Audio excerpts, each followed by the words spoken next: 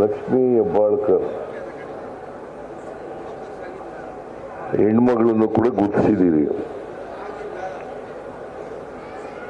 ಅವರು ಈ ಸಾರಿ ಸಚಿವರಾಗಿದ್ದಾರೆ.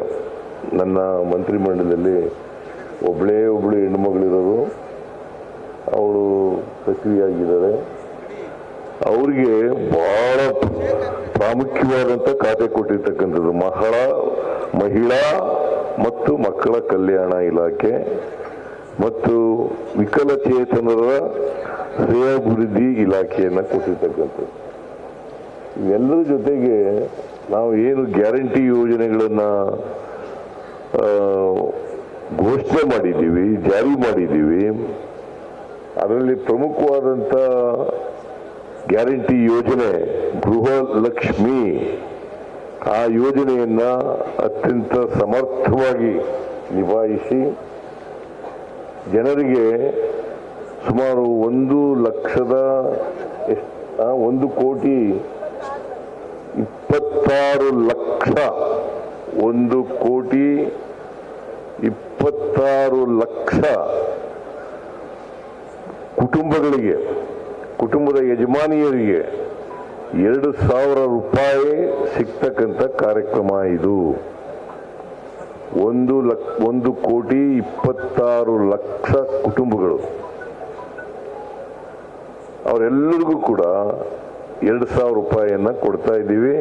ಬಹುಶಃ ನಮ್ಮ ಗ್ಯಾರಂಟಿ ಯೋಜನೆಗಳಲ್ಲಿ ಹೆಚ್ಚು ಖರ್ಚಾಗ್ತಕ್ಕಂಥ ಯೋಜನೆ ಯಾವುದಪ್ಪ ಅಂತಂದ್ರೆ ಗೃಹಲಕ್ಷ್ಮಿ ಯೋಜನೆ. ಎಷ್ಟಮ್ಮ? 33,000 ಕೋಟಿ, 33,000 ಕೋಟಿ ರೂಪಾಯಿಗಳನ್ನು ನಮ್ಮ ಮೇಲೆಲ್ಲ ಟೀಕೆ ಮಾಡ್ತಾ ಇದ್ರು.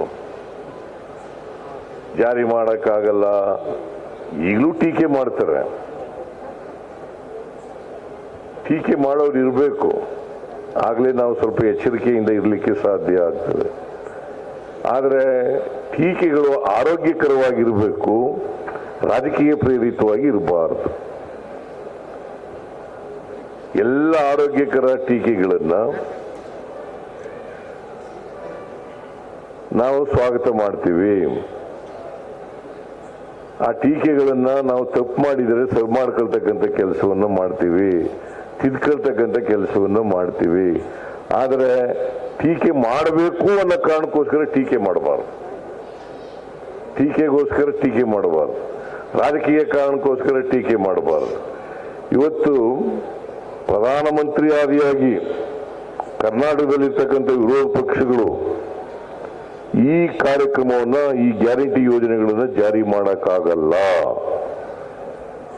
ಒಂದು ವೇಳೆ ಮಾಡಿದ್ರೆ ಕರ್ನಾಟಕದ ಟ್ರೆಜರಿ ಎಲ್ಲ ಖಾಲಿ ಆಗ್ಬಿಡ್ತದೆ. ಖಾಲಿ ಆಗ್ಬಿಟ್ಟು ಹಣಕಾಸು ಕೆಟ್ಟ ಪರಿಸ್ಥಿತಿ ಬಂದ್ಬಿಡ್ತದೆ, ಅಭಿವೃದ್ಧಿ ಕೆಲಸಗಳಿಗೆ ದುಡ್ಡಿಲ್ಲ ಅಂತಕ್ಕಂಥ ರೀತಿಯಲ್ಲಿ ಟೀಕೆಯನ್ನು ಮಾಡಿದ್ರು. ನಾವು ಇವತ್ತು 5 ಗ್ಯಾರಂಟಿ ಯೋಜನೆಗಳನ್ನು ಕೂಡ ಜಾರಿ ಮಾಡಿದ್ದೇವೆ. ಬಹುಶಃ ಇವರು 3 ಜನಕ್ಕೆ ನೀವು ಪ್ರಶಸ್ತಿ, 4 ಜನಕ್ಕೆ ಅನ್ನಭಾಗ್ಯ ಕಾರ್ಯಕ್ರಮ KH ಮುನಿಯಪ್ಪನವರು 4 ಕಾರ್ಯಕ್ರಮ ಯಶಸ್ವಿಯಾಗಿ ಮಾಡದೇ ಬಹುಶಃ ಅವ್ರಿಗೆ ಪ್ರಶಸ್ತಿಗಳು ಕೊಡ್ತಿದ್ರಿ ನೀವು. ನೀವೇ ಸರ್ಟಿಫಿಕೇಟ್ ಕೊಟ್ಬಿಟ್ಟಿದ್ದೀರಲ್ಲ. KH ಮುನಿಯಪ್ಪನವ್ರಿಗೆ ಪ್ರಶಸ್ತಿ ಕೊಟ್ಟಿದ್ದೀರಿ, KJ ಜಾರ್ಜಿಗೆ ಪ್ರಶಸ್ತಿ ಕೊಟ್ಟಿದ್ದೀರಿ. ಅವರು ಅನ್ನಭಾಗ್ಯ ಕಾರ್ಯಕ್ರಮ ಜಾರಿ ಮಾಡ್ತಾ ಇದ್ದಾರೆ. ಇವರು ಗೃಹ ಜ್ಯೋತಿ ಕಾರ್ಯಕ್ರಮ ಮಾಡ್ತಾ ಇದ್ದಾರೆ KJ ಜಾರ್ಜ್ ಅವರು. ಗೃಹಲಕ್ಷ್ಮಿ